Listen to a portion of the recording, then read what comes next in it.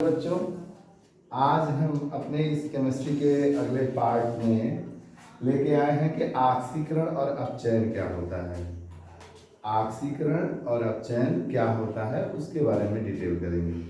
ऑक्सीकरण को अंग्रेजी में ऑक्सीडेशन कहते हैं, अपचयन को रिडक्शन कहते हैं। सबसे पहले ध्यान देंगे कि ऑक्सीकरण और अपचयन को परिभाषित करने की कई विधियां हैं, लेकिन दो प्रमुख विधियां हैं। जो दो प्रमुख विधियां हैं उनमें पहला है पुरानी पद्धति और दूसरी है आधुनिक पद्धति। पुरानी पद्धति को ओल्ड थ्योरी कहते हैं और आधुनिक पद्धति को मॉडर्न थ्योरी कहते हैं। तो मॉडर्न मैंने लिखा नहीं है, लिख दे रहा हूँ। सबसे पहले हम स्टार्ट करते हैं पुरानी पद्धति को। पुरानी पद्धति जिसे ओल्ड थ्योरी कहते हैं, उसमें सिंपल सी बात कह रहा है। यदि मान लीजिए आपके पास ए नाम का कोई परमाणु है, ए नाम का क्या है, कोई परमाणु है जिस पर न तो धनावेश है ना ही ऋणावेश है, वह उदासीन है। वह कैसा है? उदासीन है।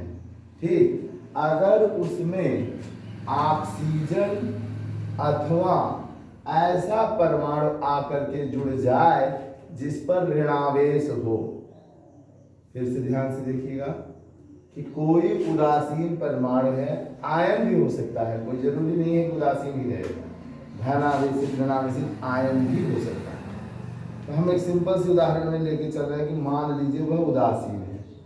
उस उदासीन परमाणु में तीर का एरो ध्यान दीजिएगा, अपने आप समझ में आएगा। ऑक्सीजन या ऋण आवेशित परमाणु आकर के जुड़ जाए, और अगर जुड़ रहा है तो अच्छी बात, नहीं जुड़ रहा है तो हाइड्रोजन या धन आवेशित परमाणु निकल जाए, या हाइड्रोजन निकले या कोई धनावेशित परमाणु उसमें से निकले, तो यह प्रक्रिया अगर हो रही है तो वह विधि क्या कहलाएगी? ऑक्सीकरण कहलाएगी। ऑक्सीजन जुड़े, नहीं ऑक्सीजन जुड़ता तो ऐसा परमाणु जुड़े जिस पर ऋणावेश हो, और ये दोनों क्रियाएं अगर नहीं हो रही हैं तो ये हो जाए कि हाइड्रोजन निकले या धनावेशित परमाणु निकल जाए, तो इस क्रिया को हम ऑक्सीकरण कहते हैं। हमने परिभाषा में दिया है, जब किसी उदासीन या आवेशित परमाणु में ऑक्सीजन या ऋण आवेशित परमाणु आकर जुड़ता है अथवा हाइड्रोजन या धन आवेशित परमाणु निकलता है, तो इस क्रिया को हम क्या नाम देते हैं? ऑक्सीकरण का। इसका एग्जाम्पल भी हमने कई सारे बताए। अपचयन का है, फिर आगे हम अपचयन, ऑक्सीकरण अपचयन दोनों के उदाहरण एक साथ करा दे रहे हैं, आप समझ जाएंगे।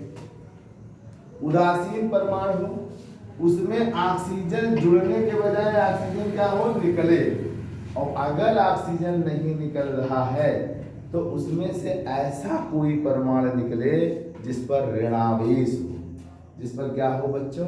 ऋणावेश हो। और मान लीजिए ये दोनों क्रियाएं नहीं हो रही हैं, कोई बात नहीं, तो दूसरी क्रिया क्या हो जाए कि हाइड्रोजन आके जुड़ जाए अथवा धनावेशित कोई भी परमाणु आके इस ए से जुड़ जाए, तो ए का क्या हो जाएगा?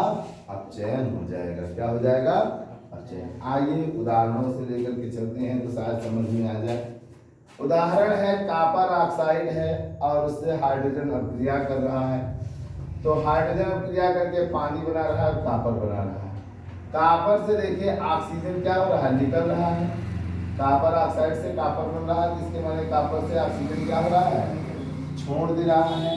सुबह सुबह गाना गा रहा है, सुबह सुबह मैंने ब्रेकअप कर लिया, ऑक्सीजन ब्रेकअप कर लिया। हाँ, एक कॉपर बेचारा अकेले रह गया, इसे जरा भी दया नहीं आई कि मैं तेरा साथ छोड़ रही हूँ। और इसका साथ तो छोड़ा ही छोड़ा, बगल में हाइड्रोजन थे, उसको देख करके इसने नैन मटक्का कर लिया, ठीक है ना, और क्या बना लिया? पानी बना लिया।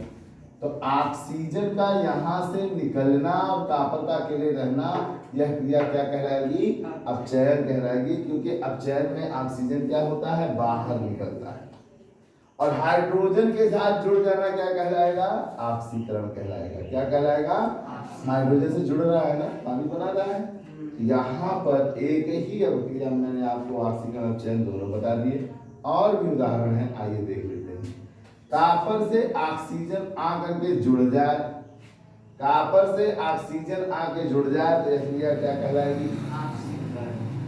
MnO2 है, O2 निकल रहा है लेकिन इसमें Cl2 जुड़ रहा है, Cl2 जुड़ रहा है तो यह क्रिया क्या कहलाएगी? निगेटिव पार्ट होता है ना, ऑक्सीकरण। और यह O2 हाइड्रोजन जाकर के मिल करके क्या बना दे रहा है? पानी। क्या बना दे रहा है? पानी। तो ऋणावेशित परमाणु जाके अगर जुड़ जाए तो ऑक्सीकरण कहलाएगा ना, यहाँ भी ऑक्सीकरण हो गया। इसी तरह से H2S है, Cl2 से क्रिया करके 2HCl और सल्फर बना है। अब यहाँ पे क्या रहा है? हाइड्रोजन सल्फर का साथ छोड़ दे रहा है, हाइड्रोजन सल्फर का साथ छोड़ दे। तो जब हाइड्रोजन निकलता है किसी से तो वह क्रिया क्या कहलाती है? ऑक्सीकरण। तो हाइड्रोजन ने सल्फर का साथ छोड़ा, इसका मतलब है कि सल्फर का ऑक्सीकरण हो गया। लेकिन वही हाइड्रोजन क्लोरीन से जाकर के क्या कर गया? जुड़ गया। तो हाइड्रोजन का जुड़ना क्या कहलाएगा? अपचयन कहलाएगा। कहलाएगा ना, जुड़ रहा। देखिए तीर का मुंह अंदर है, तीर का मुंह देखिए बस।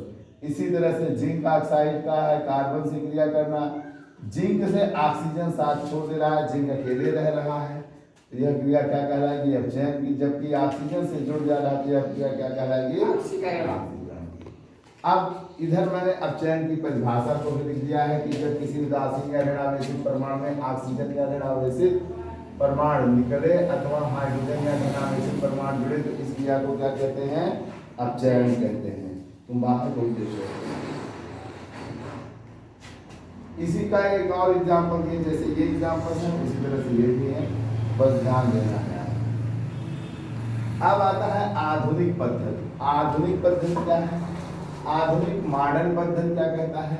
मॉडर्न पद्धति कहता है ऑक्सीकरण के परिभाषा में कि ऑक्सीकरण उसका होता है जिसमें से इलेक्ट्रॉन निकल रहा हो। जो भी इलेक्ट्रॉन त्याग दे, चाहे वो धन आयन हो, चाहे वह ऋण आयन हो, चाहे वह उदासीन हो, जो इलेक्ट्रॉन त्याग दे, निकाल दे, अपने पास से निकाल के बाहर कर दे, वो क्या कहलाएगा? ऑक्सीकरण कहलाएगा।